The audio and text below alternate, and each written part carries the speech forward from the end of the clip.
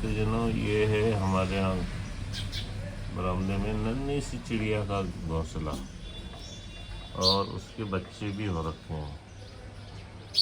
पहले उसने घोंसला बनाया है ये, अब उसके 2 नन्हे बच्चे हो रखे हैं।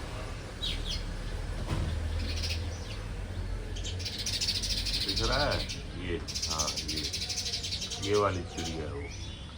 ये क्या बोलते हैं इसको? चिपुलकांड चिड़िया है और उसकी सहेली है घुनुड़ी। ये देखो, इसके 2 नन्हे बच्चे हैं घोंसले में, दिख रहा है।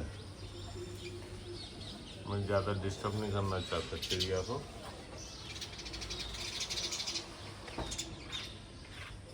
देखिए, दिख रहे हैं 2 नन्हे बच्चे।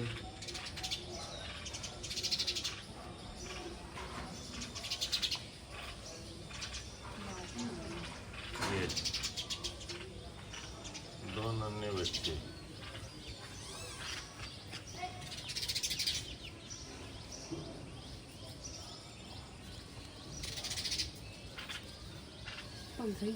पंखा आ गया उनके ना।